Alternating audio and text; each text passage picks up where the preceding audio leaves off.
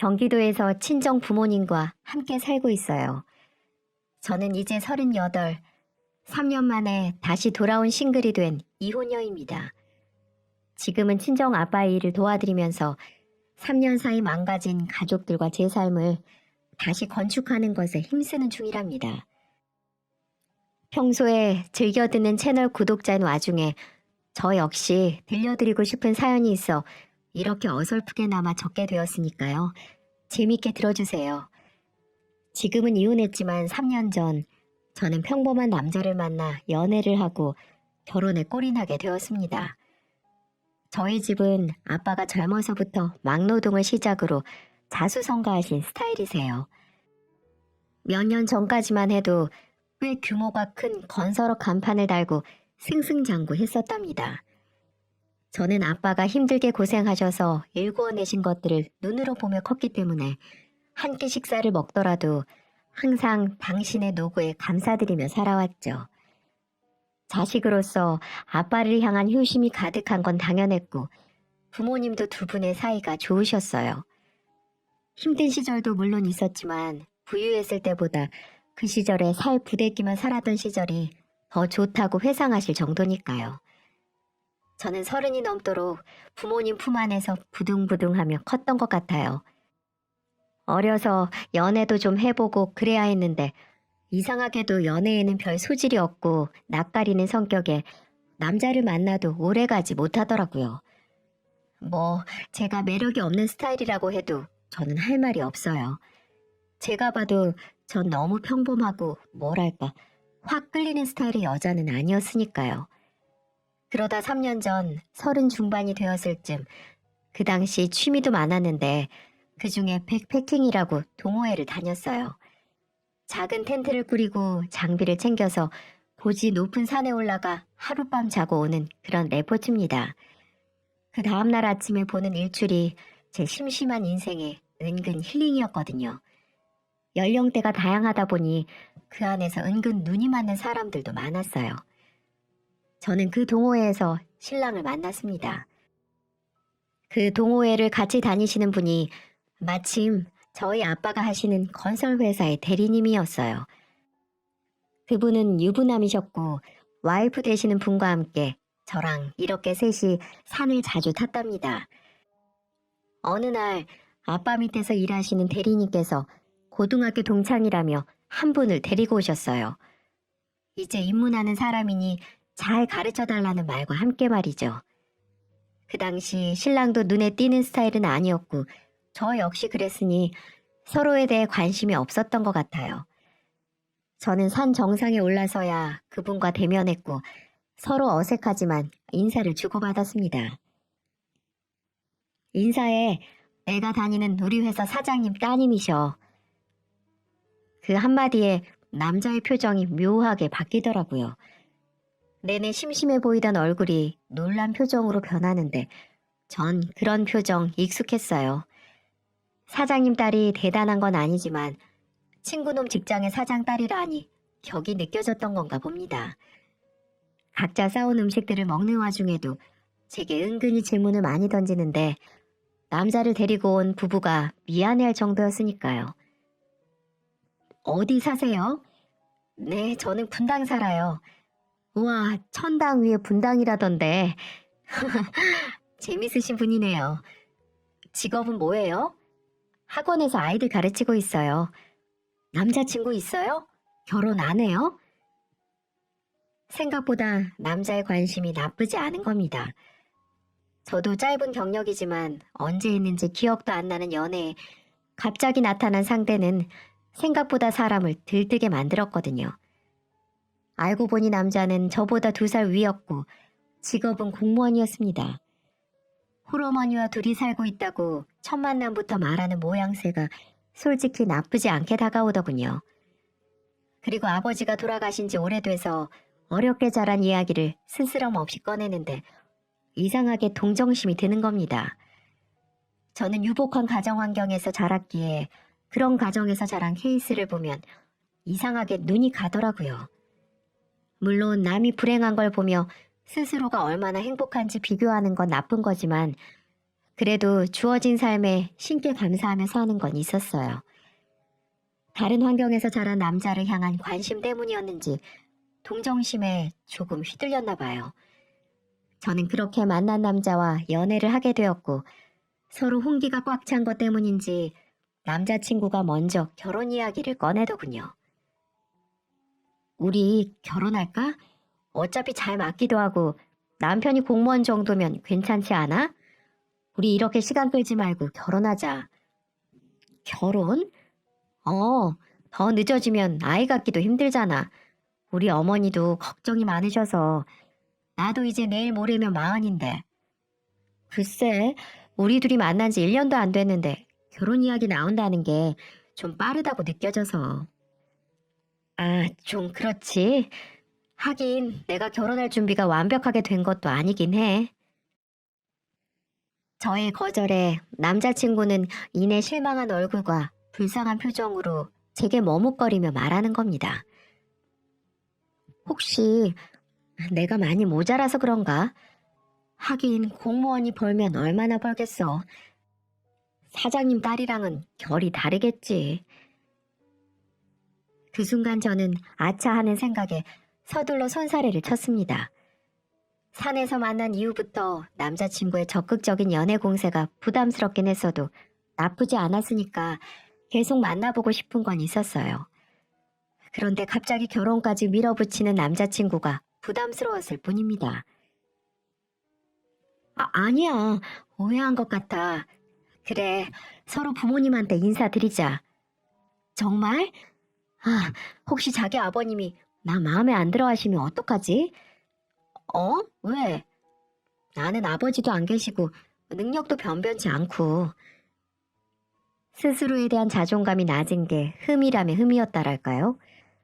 이상하게 남자친구는 저희 부모님을 너무 뵙고 싶어 하면서도 한편으로는 자신이 처한 능력이나 상황이 저와는 비례하지 않는다며 너무 자책하는 모습에 보기 안 좋았어요. 저는 결국 내키지는 않았지만 아빠와 엄마에게 그날 저녁 남자친구가 생긴 것을 고백하게 됩니다.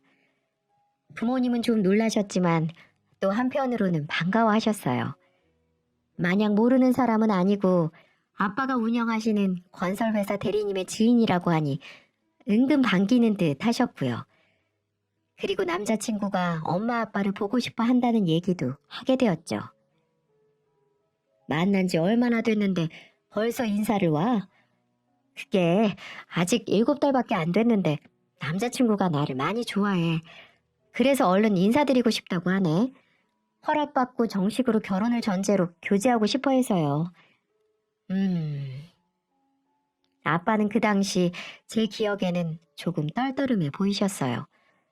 어서 데려와라가 아닌 조금 더 만나봐라. 요즘 못된 것들이 너무 많아. 잘 만나보고 이 남자가 내 남자다 싶을 때 그때 데려와라. 라고 말하시는 겁니다. 우여곡절 끝에 1년이라는 시간을 좀 채우고 나니 그제야 아빠는 남자친구를 데리고 집으로 와서 인사를 해도 좋다는 허락을 하셨습니다. 그 사이 남자친구는 가만히 기다렸냐고요? 그럴 리가요. 시간을 끄는 제게 삐지기도 했고 또 어느 날은 친정집으로 보낼 선물을 가득 안겨 보내기도 하고 별짓을 다 하더라고요.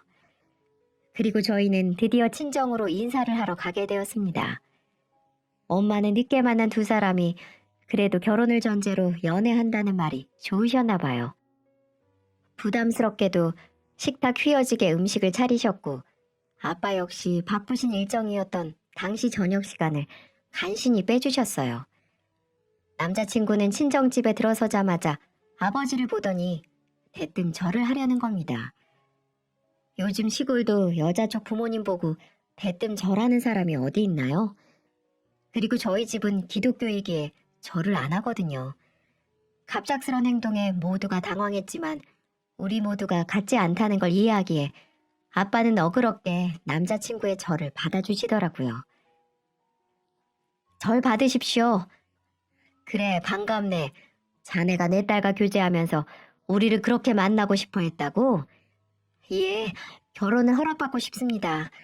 이 사람 첫눈에 보고 제가 너무 반했거든요. 왜 이제 나타났나 싶을 정도로 매일매일 보고 싶어 죽겠습니다. 장인어르신.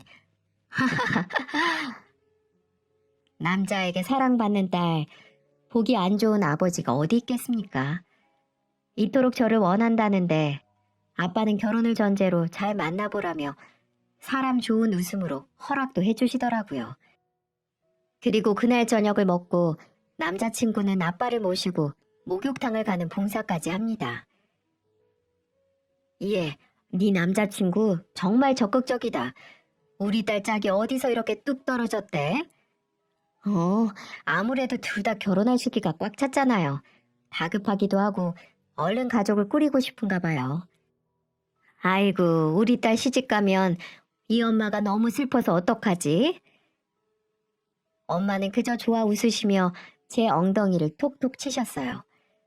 그런데 전 속으로 한 가지 남자친구를 만나면서 심란함을 감추지 못한 게 있었어요. 그건 부모님께 그 당시에 말씀드리지 못했던 걸 지금은 땅을 치고 후회합니다. 남자친구는 홀어머니를 모시고 평범하게도 아닌 조금 가난하게 살고 있었어요. 시어머니는 나이가 젊으신데도 불구하고 아들이 벌어다주는 돈으로 생활하고 놀러 다니시느라 바쁘셨거든요. 아들한테 의지하는 게 무척 많아 보였어요. 직업이 공무원인데 벌면 얼마나 벌겠어요. 심지어 고위공무원도 아니었고 동네 동사무소에서 일했거든요. 예비 시어머니 씀씀이가 조금 해프다 보니까 남자친구가 벌어다주는 돈으로 저축은커녕 현재 30년이 넘는 18평짜리 임대 아파트에서 두 사람이 탈출하지 못했어요. 노총각이 되어가는 아들과 시어머니가 그 좁은 집에서 산다는 게 저로서는 솔직히 막 좋게 보이진 않더군요. 처음 먼저 인사를 갔을 때 허름한 집에 한 번 더 놀랐고 너무 오래된 집이라 그런지 좁고 벽지도 너무 바래져서 한눈에 다 들어올 정도였어요. 하지만 예비 시어머니의 모습은 인자하시고 인상도 너무 좋으셨어요. 그리고 절 반갑게 맞이해 주시더라고요. 어서 와요. 우리 아들이랑 연애해줘서 고마워요. 우리가 사는 꼴이 좀 부끄럽네요. 그래서 밖에서 만날까 했는데 실망하지 않았나 창피하네. 아니에요. 그런 말씀 마세요. 그리고 말씀 놓으세요. 그럼 그럴게요. 먼저 너희들 결혼하면 집도 얻어야 하고 이것저것 돈 들어갈 게 많을 텐데 걱정이다. 내가 사는 꼴이 이래서 아들 결혼하면 발벗고 좋아해야 되는데 요즘 마음이 편치가 않아. 어머님 그런 걱정 마세요. 앞으로 좋은 모습만 보이도록 노력할게요. 어머니는 저를 보는 내내 미안해 하셨어요. 어릴 적부터 홀로 남편을 키워오셨다면서 그래도 아들에게 해준 것도 없는데 착실하게 잘 자라준 것 같다며 눈물까지 흘렸습니다. 그리고 제 손을 잡아주면서 예비 시어머니는 나는 바라는 것 하나도 없으니 우리 아들 데려가서 훌륭한 가장이 될 수 있도록 옆에서 잘 지켜봐달라고 하더군요. 그러면서 혹시나 아들이 나쁜 길에 빠지거나 정신을 못 차릴 때 언제든지 연락을 주시라고도 하셨습니다. 달려가서 홍군형을 내줄 거라면서 말이죠. 이렇게 따뜻하게 저를 봐주시며 가진 건 없으시지만 진심으로 저를 대해주시는 모습을 보면서 많은 감정이 교차했던 것 같아요. 그리고 어머님 때문에 남편에 대한 믿음이 더 생긴 것도 사실이고요. 그런데 예비 시어머니께서 걱정하시는 말을 내뱉을 때마다 유독 남자친구가 평소 입을 과묵하게 닫고 있는 겁니다. 식사를 다 하고 차도 한잔한 뒤에 집으로 오는 길에 제가 물었어요. 기분 안 좋은 일 있어? 아니, 그게 아니라 사실은 어머니 말씀이 틀린 것도 아니라서 말이야. 그게 무슨 소리야? 내가 공무원이다 보니까 월급이 좀 작아. 그래서 앞서 결혼 전에 들어가야 할 돈이 많은 것도 사실이잖아. 뒤늦게 생각해보니 너무 준비된 게 없는 것처럼 느껴져서 말이지. 적당한 수준에서 준비하자. 나 그렇게 좋은데 안 살아도 돼. 아무래도 내가 모아놓은 수준에서는 월세방 작은 집에서 시작해야 할 것 같은데 괜찮을까? 너만 괜찮다면 내가 얼른 돈을 좀 더 모아서 좋은 곳으로 이사를 시켜줄게. 아무래도 홍기 놓치면 양가 부모님도 싫어하실 것 같기도 하고 장인어른 실망시켜드리기도 싫고 능력 없다는 이유로 결혼을 미루는 건 이 나이에 너무 한심해 보이잖아. 그건 그렇지. 저는 갑작스레 고민이 많아지더군요.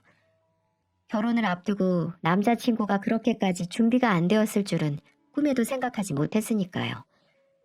하지만 저만 좋다며 졸졸 쫓아다니고 제가 운영하는 학원 앞까지 찾아와 퇴근은 기본이고 매일 아침 출근도 시켜줄 정도로 지극정성이었어요. 처음에는 학원에서 아이들을 가르친다고 말은 했지만 나중에 학원을 운영하는 걸 알고선 종종 와서 학원 차량도 운행해주고 제가 해야 할 청소도 대신해주고 굉장히 헌신하는 겁니다. 저는 그런 남자친구의 모습에 결혼을 결심하게 됐습니다. 일단 예단, 예물 이런 건 둘째치고 신혼집을 남자 쪽에서 준비해야 하는데 말 그대로 월세방에서 시작하려니 저희 부모님 보기에 너무 민망하기도 하고 어떻게 둘러대야 할지 고민되는 겁니다. 그렇다고 무리해서 결혼 시작을 하자니 저 역시 학원 운영에 들어가는 돈이 많아 무턱대고 결혼 자금을 보태자니 부담스럽더라고요. 그렇게 프로포즈도 받고 서로 결혼에 대한 이야기도 집안끼리 오가고 난 뒤에 구체적으로 계획을 잡으려니 갑자기 막다른 골목에 닿은 기분이 들었어요. 평소처럼 친정집에서 저녁 식사를 하는데 제 표정이 안 좋았는지 아빠가 오셔서 물으시는 겁니다. 우리 딸 무슨 고민이니? 네? 아니요, 고민 없어요. 남자친구랑은 잘 지내지? 결혼한다고 서로 허락해달라고 인사 올 때가 엊그제 같았는데 시간 참 빠르네. 그 집엔 인사는 다녀왔니?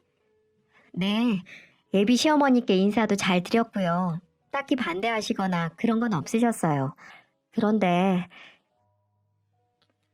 저는 아무래도 숨길 수 없는 일인 것만 같아 결혼하고 나서 월세방에 사는 우리를 들키기보다는 먼저 말하는 게 낫다고 생각해 조심스럽게 입을 열었습니다. 아빠, 사실은요.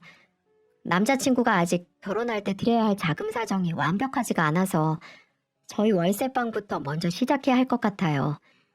물론 결혼해서 맞벌이는 꼭 할 거고 조금씩 잘 살아가는 모습 보여드릴게요.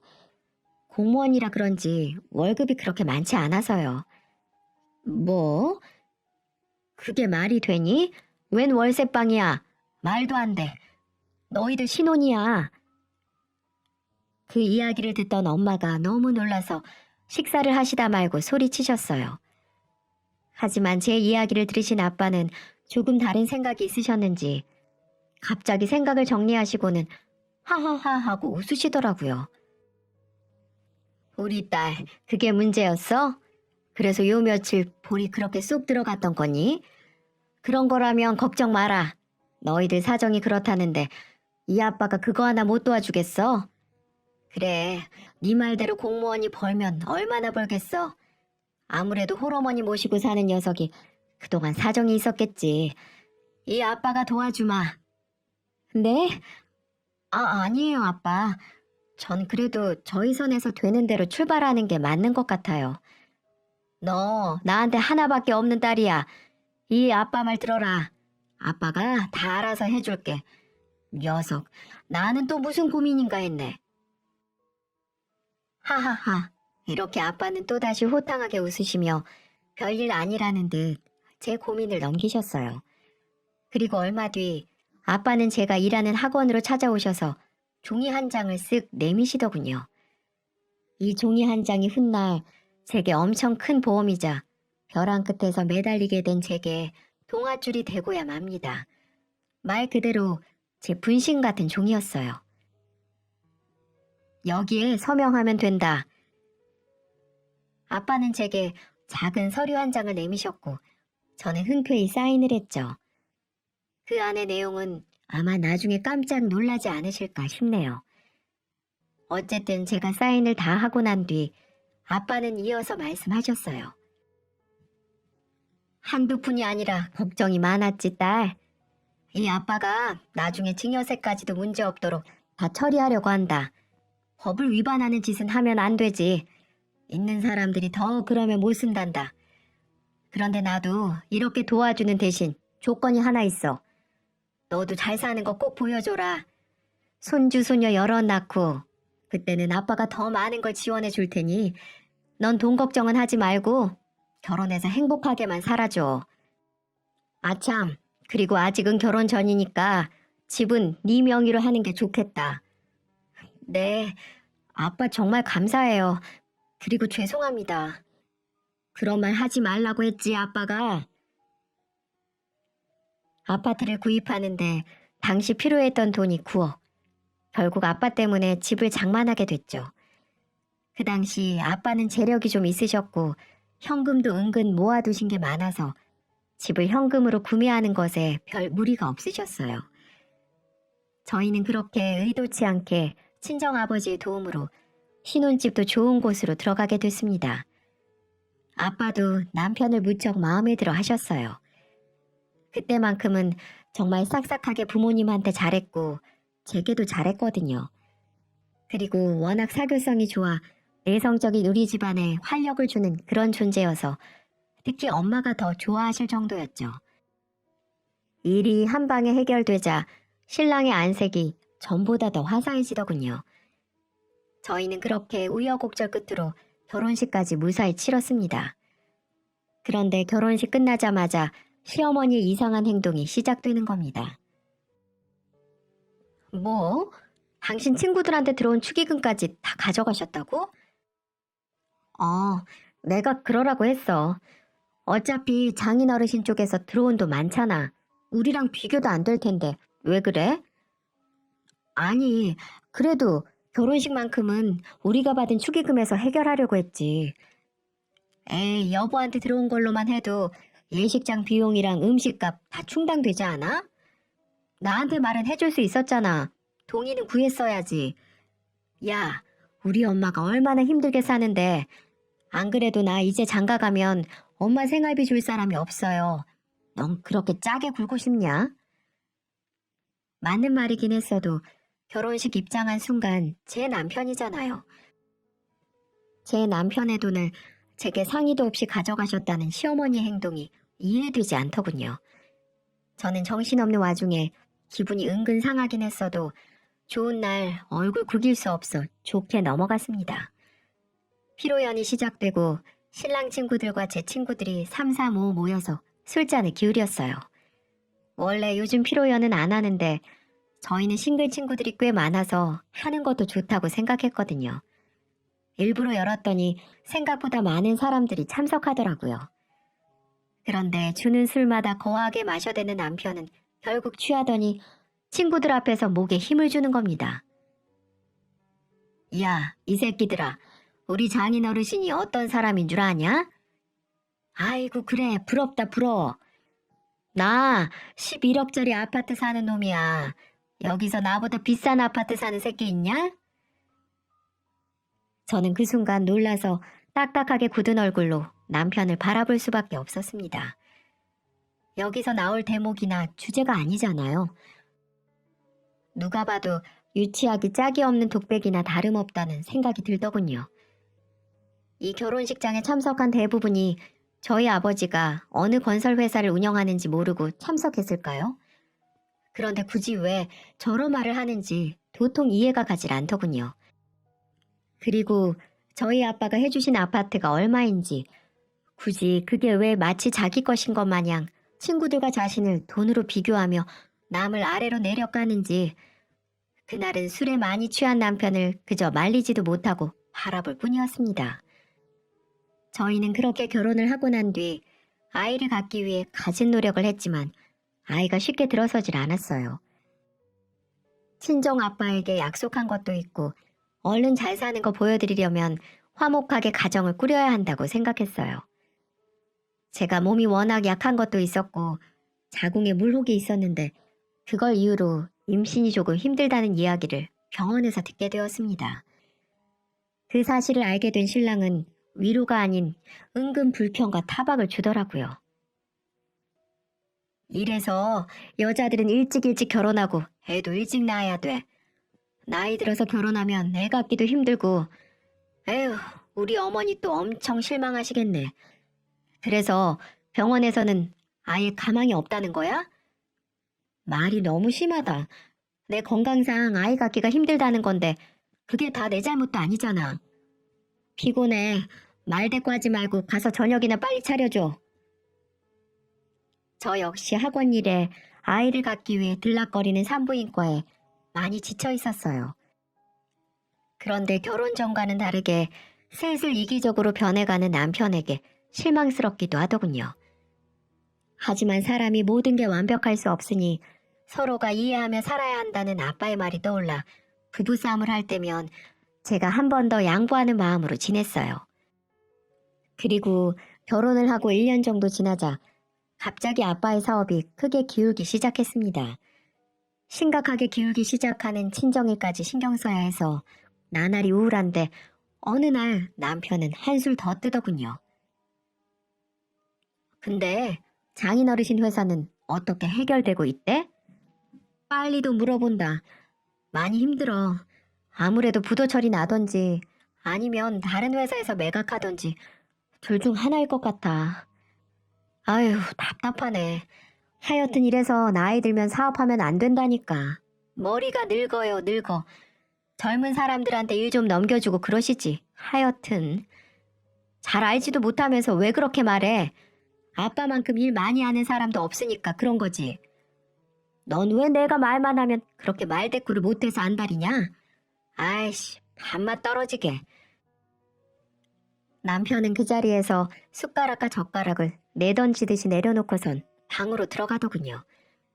아빠의 회사가 휘청거리는 게 아빠 탓이 아니라 외주를 준 업체들이 자꾸 돈을 먹고 공사는 진행을 못하고 또 그 사이에 사기꾼이 끼어드는 바람에 일이 복잡하게 된 거였거든요.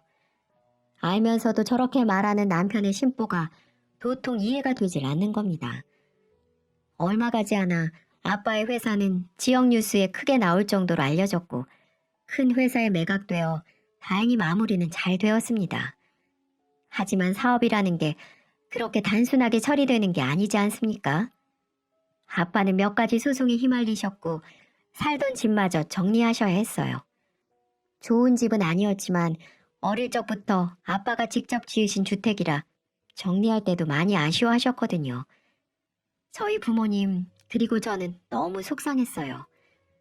그리고 소송 때문에 법원 근처에 가실 일이 많아서 그쪽 근처에 30만 원짜리 월세집을 얻으셨어요. 차라리 일이 다 마무리될 때까지 그 근처에서 지내시는 게 일 처리하기 몸이 편할 것 같다고 하시더군요. 전 친정을 위해 걱정하고 들여다보기를 원했던 것과는 달리 신랑은 아빠가 결국 살던 집까지 처분하고 월세방으로 이사가는 날에도 들여다보지도 않더군요. 너무 서운하고 실망스러웠습니다. 얼마 후 아빠의 생일이 다가왔어요. 제가 이혼을 해야겠다고 마음먹게 된 결정적인 사건이 터지게 된 날이었습니다. 매해년 거창하게 먹지 않아서 우리는 평소와 다름없이 부모님이 이사하신 월세집으로 가서 저녁 식사를 하기로 했습니다. 그런데 아무리 늦어도 저녁 8시면 들어오는 신랑이 그날따라 문자 답장도 늦고 귀가를 안 한 거예요. 전화를 걸자 뒤늦게 받은 신랑이 하는 말이 나 늦어. 왜 이렇게 전화를 해대? 바빠 죽겠는데. 이렇게 말하며 짜증을 내길래 저는 괜히 아빠 생일에 너무 호들갑 떠는 것 같아 좋게 설명하기로 마음먹었어요. 오빠, 오늘 아빠 생신이라고 몇 번을 말했잖아. 매일 잘 챙기더니 오늘은 많이 바쁜가 보네. 알겠어. 나 혼자 다녀와도 되지? 갔다 와. 바빠. 끊어. 라며 전화를 확 끊어버리더군요. 일방적으로 끊어진 전화기만 쳐다보다 결국은 혼자 일어섰습니다. 몇 년 동안 한 번도 빠짐없이 아빠 생신에 같이 잘 오던 남편이 안 보이고 저 혼자 들어서니 아빠가 조금 실망하는 눈치셨어요. 무슨 사정이 있어도 생일만큼은 서로가 바빠도 꼭 챙기자는 말에 얼마 전 저희 신랑 생일에도 어려우신 사정에도 불구하고 한우로 외식을 시켜주셨거든요. 그리고 선물까지 챙겨주신 아빠에게 제가 얼마나 죄송스럽던지요. 그리고 남편 생일을 챙기는 저희 부모님의 모습을 그날도 남편은 그다지 좋아하는 눈치가 아닌 겁니다. 돈도 없는데 뭘 이런 걸 사셨냐면서 부모님 무안하게 던지는 말에 저희는 집으로 돌아와서 부부싸움을 크게 했어요. 친정 아빠가 재력이 있을 때는 그렇게도 잘하더니 이제 사업이 휘청거리는 모습이 보이자 아빠를 무시하는 언행과 월세방으로 이사했을 때는 아예 들여다보지도 않는 모습에 말이죠. 전 슬슬 마음속에 앙금이 쌓여갔나 봅니다. 그렇게 쌓여가는 위태로운 감정을 숨기고 저는 친정에서 아빠와 엄마 그리고 저 이렇게 셋이서 조촐하게 생신상을 차려 저녁을 먹었습니다. 시시콜콜 아빠에게 말하기도 싫어 부부 사이에 있었던 일은 전혀 말하지 않았어요. 겸사겸사 아빠가 소화도 시킬 겸 집에 데려다 주신다길래 아빠 차를 타고 집으로 돌아왔습니다. 아빠, 저희 집에 들어가셔서 커피랑 과일이라도 좀 드시고 가는 게 어떠세요? 그럴까? 우리 사위는 오늘 많이 늦는 거니? 모르겠어요. 얼마나 늦을지. 올라가요, 아빠. 그러자 아빠랑 저는 서둘러 주차를 하고 저희 신혼집으로 올라갔습니다. 엘리베이터에 타서도 사실 예상도 못했는데 현관문을 열자 이상하게 느껴지는 집안 온기에 저도 모르게 얼굴이 어리둥절해지더군요. 그리고 어디선가 고기를 굽는 냄새가 슬슬 나는 겁니다. 아빠랑 저는 황당한 표정으로 서로 눈을 마주치다가 현관에서 신발을 벗고 집 안으로 들어가 보니 글쎄 시어머니가 오셔서 언제부터인지 신랑이랑 고기를 구워 드시고 계신 겁니다. 전 순간 기분이 너무 나빠서 시어머니에게 인사하는 것도 까먹었어요. 대뜸 지금 뭐해? 라고 말하니 남편이 친정아빠랑 들어서는 저를 보며 떨떠름한 얼굴로 일어서는 겁니다. 아, 왔어? 장인어르신도 모시고 왔네? 시간이 늦었는데 왜? 이 늦은 시간 본인 어머니는 모시고 삼겹살도 구워 먹으면서 10시도 안 된 시간에 지 장인어른이 들어오는 건 눈치를 주는 겁니다. 사돈 어르신도 계셨군요. 안녕하십니까? 장인어르신이 여기까지 웬일이세요? 시어머니는 젓가락만 물고 아들이랑 똑같은 표정만 지은 채 인사를 하는 둥 마는 둥 하는데 전 도무지 그 상황이 이해가 가질 않는 거예요. 우리 아빠 생일이라서 같이 저녁 먹으러 가자니까 어머니 모시고 식사한 거야 지금? 왜? 문제 있어? 참 기가 막히더군요. 남편의 이런 행동들에 서운함을 넘어서 저는 괘씸하게 느껴지기 시작했습니다. 아빠는 분위기가 삭막해지는 걸 원하지 않으셨는지 저희 두 사람을 말리면서 이만 돌아가겠다고 말하시는 겁니다. 마중에 드리고 온다는 말과 함께 다시 1층으로 내려갔어요. 나 아빠 마중하고 올 테니까 다 먹었으면 깨끗하게 치워놔. 뒤돌아 현관에서 신발을 굽여 신는 아빠의 뒷모습을 보는데 눈물이 갑자기 차오르는 거예요. 아무 말도 안 나오더군요. 아빠는 제 마음을 아셨는지 어깨만 토닥이면서 둘이 싸우지 말고 잘 지내라는 말만 하시는데 어찌나 마음이 속상한지 말로 표현이 안 되네요. 지금까지도요. 그리고 주차장에서 아빠가 운전석에 다시 올라타시는 것까지 보고 있는데 갑자기 뒤에서 누군가 제 어깨를 휙 돌리는 겁니다. 제 눈에 그 순간 남편이 보였어요. 굉장히 화가 난 얼굴을 한 남편이 제 뺨을 갈기더군요. 전 순간 돌아간 고개에 너무 황당해서 천천히 남편을 다시 바라봤어요. 그러자 반대편 손으로 제 머리를 퍽 하며 치며 욕을 하는 겁니다. 어디서 버르장머리 없이 감히 시어머니가 와서 식사하고 있는데 뭐? 다 먹었으면 깨끗이 싹 치워? 인연이 말이면 단줄하나. 야, 너같이 애도 못 갖고 나이 많은 년 데려다가 결혼해줬지. 월급 타다 줘. 번듯한 부부 노릇 해줘. 도대체 뭐가 불만이야? 그 순간 저는 뻥져서 아무 말도 하지 못했어요. 남편이 이따금 다혈질인 것도 알고 말을 노골적으로 하는 것도 결혼해서 잘 알았지만 제 아빠 앞에서 이런 식으로 굴 거라고는 단 한 번도 생각해 본 적이 없었거든요. 자네, 지금 뭐 하는 짓인가? 내 앞에서. 아빠가 운전석에서 내려와 신랑에게 다가와 주먹으로 얼굴을 날리셨어요. 순간 휘청이며 뒤로 나가 떨어진 남편이 일어나서 악을 쓰는 겁니다. 지금 저 때리신 거예요? 장인어르신? 당신 내가 가만 안 둬? 자네가 지금 내 딸을 먼저 때린 거 아닌가? 제 와이프 제가 단속하겠다는 게 뭐 문제입니까? 그리고 왜 자꾸 이 사람 불러내는 거예요? 이 사람 학원 운영해서 버는 돈 별로 없어요. 지금 혹시 손 벌리려고 하시는 건 아니시죠? 아니지. 가만 계세요. 제가 맞은 거 맞은 거니까 일단 이건 경찰 불러야겠어요. 너 지금 뭐 하는 거야? 오늘 아빠 생신이라고.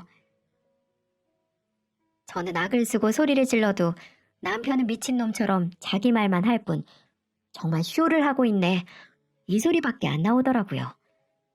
결국 밤늦게 출동한 경찰들이 상황을 정리하고 온 동네 사람들이 나와서 구경을 하고요. 다시는 기억하기 싫은 날이었어요. 더 나아가 저희 남편 말도 안 되는 거짓말까지 덧붙여서 장인어른에게 접근금지 신청까지 했더군요. 미쳤어? 대체 어떡하려고 그래? 나 이렇게는 못 살아. 난 이혼할 생각 없고 나갈 거면 너 혼자 꺼져. 듣는 둥 마는 둥 발가락이나 주물거리며 TV를 보고 있는 남편을 두고 전 짐을 싸서 그대로 친정으로 향했습니다. 부모님이 사시는 월세방 커봤자 얼마나 크겠어요. 울면서 엄마에게 그동안 남편이 아빠 사업 망하면서 시작된 구박과 막말들을 다 말하자 무척 속상해 하시더군요. 저는 결국 이혼을 결심하기로 했습니다. 아빠는 그날 있었던 일을 이후로 제 걱정을 너무 많이 하셨어요. 제 생각이 많이 나셨나 봐요. 짐을 싸서 나온 저를 보고 이혼을 막지도 않으셨어요. 나 그런 개차반 같은 새끼랑 사느니 차라리 엄마 아빠랑 늙어 죽을래. 엉엉 울며 지난 날에 대한 한탄을 하는데 아빠가 어디선가 서류 하나를 꺼내오셨습니다. 겉에는 어떤 변호사 사무실 주소와 번호가 적혀 있었어요. 봉투 겉면을 보는데 언젠가 아빠가 결혼 전에 집을 사면서 도움 주실 때 내미셨던 종이었어요.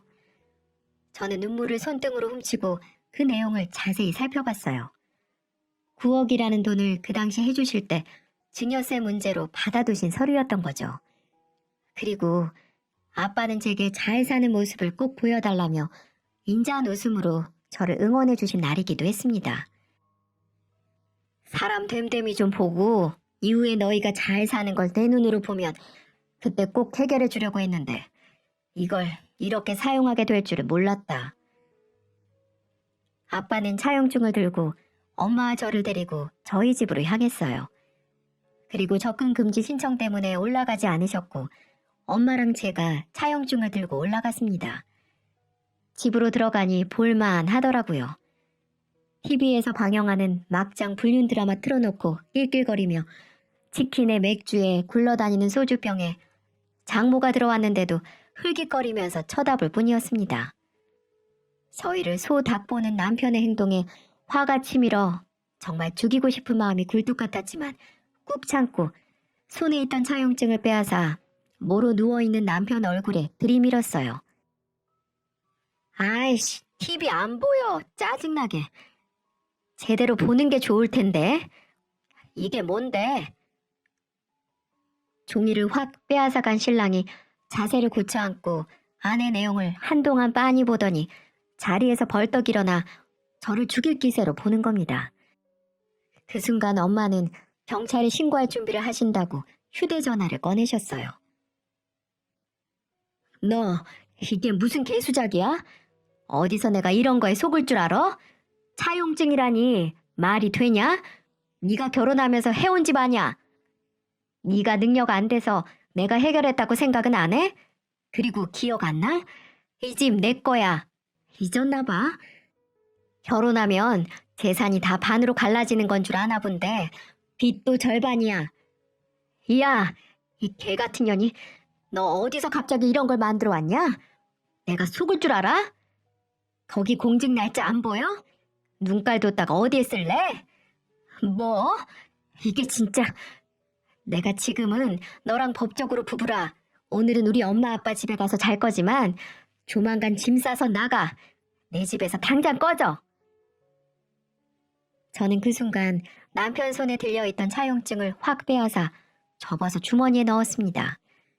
그러자 남편이 격하게 제 몸을 바닥으로 밀치더군요. 친정엄마가 그 모습을 두 눈으로 보게 하는 건 제 속도 말이 아니었습니다. 결국 재빠르게 엄마가 경찰에 신고해 주셔서 큰 사고는 모면할 수 있었어요. 2번의 가정폭력이면 이혼 사유가 충분했어요. 저는 이혼을 결심했을 때 변호사와 이미 상담도 다 끝낸 상황이었습니다.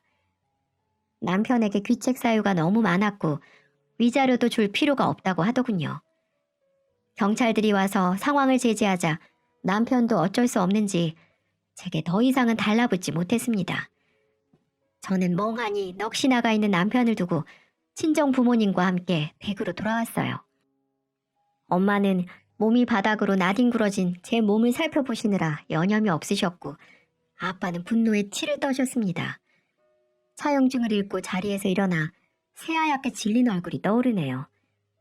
그놈 종종 친구들과 통화할 때도 집값이 몇 천 올랐다며 애국가 외우듯이 말하는 놈이었거든요.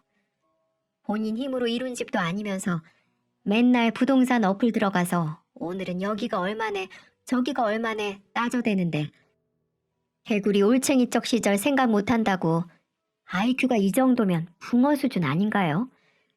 그 집의 명의는 심지어 저 단독으로 되어 있는데도 저런 행동은 뭘 믿고 저러는 걸까요? 저는 그날 밤 밤새 잠에 들지 못했어요. 화가 쉽게 안 풀리는데 속병이 날 것만 같더라고요. 그런데 새벽 2시쯤 누군가 친정집 현관문을 쾅쾅 세게 두드리는 겁니다. 부모님이 주무시다가 일어나 현관으로 다가가 누구냐고 물으니까 글쎄. 장인어르신, 접니다. 사위 문 좀 열어주세요. 자네가 날 접근금지 시켜놓고 이게 무슨 경우인가? 당장 돌아가게. 제가 와이프를 얼마나 좋아하는지 아시지 않습니까? 저희 와이프 데려갈게요. 그러니까 제가 요즘 일도 많고 그래서 너무 피곤해서 실수가 많았습니다. 장인어르신, 제발 화 좀 푸시고. 야, 이 미친놈아. 난 네가 해달라는 대로 지켜주는 거잖아. 당장 돌아가. 안 그러면 경찰 부르겠네. 자네가 그랬던 것처럼. 장인어르신, 죄송합니다. 잘못했습니다. 용서해 주십시오. 예? 당장 9억이 어디 있습니까요? 예? 그 집에서 나가면 저희 2사람 살 곳이 어디 있다고요?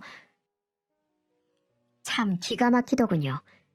이 와중에도 제가 남편이랑 이혼을 안 할 거라고 생각했나 봐요. 황당해서 욕을 내뱉으려는 순간 엄마가 소금 한 바가지를 가지고 나와 무릎을 꿇고 있던 남편의 머리 위로 쏟아 붓더라고요. 재수 없으니 당장 꺼지라고. 너 내 딸 그렇게 개패드 패놓고 그딴 소리가 나오나? 이 배은망덕한 새끼를 봤나?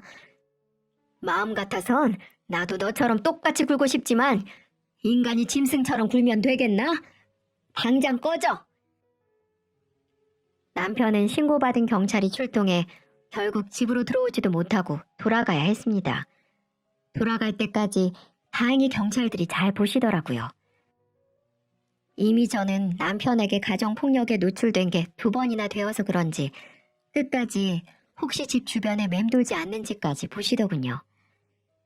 집행유예까지는 아니지만 벌금 300만 원이 남편에게 떨어졌고 지금은 그 벌금도 낼 돈이 없어서 빌빌거리며 살더라고요. 그 차용증을 계기로 저는 벼랑 끝에 내몰렸던 지옥 같았던 결혼 생활을 청산하는데 성공했습니다. 그리고 이혼까지도 아주 일사천리로 끝나버렸어요.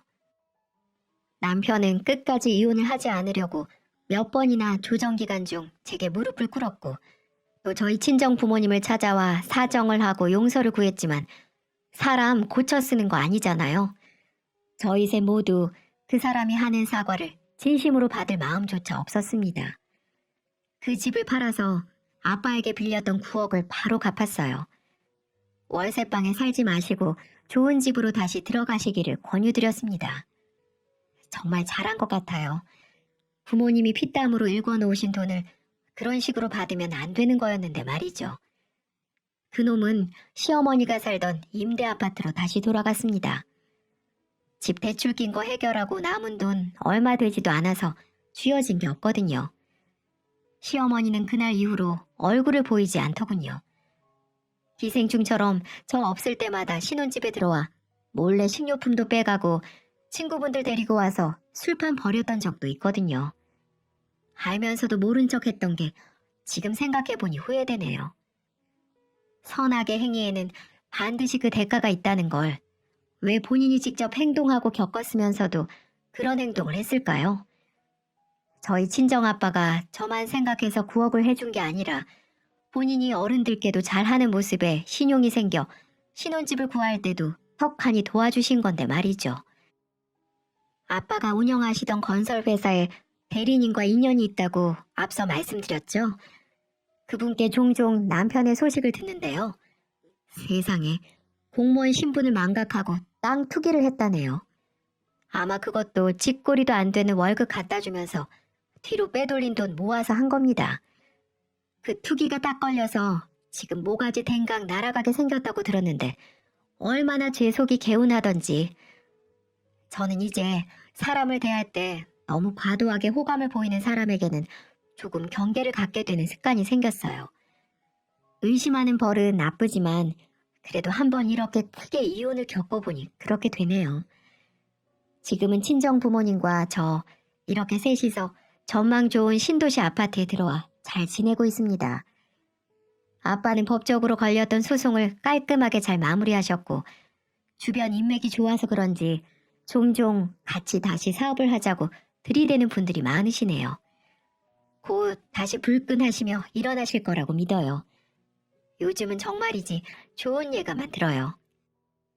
저는 이제 곧 다시 직장으로 출근해 즐겁게 일에 정신을 쏟아부으려고 합니다. 저녁에는 부모님 모시고 맛있는 저녁도 먹을까 해요. 여러분들도 오늘 즐거운 하루 보내세요.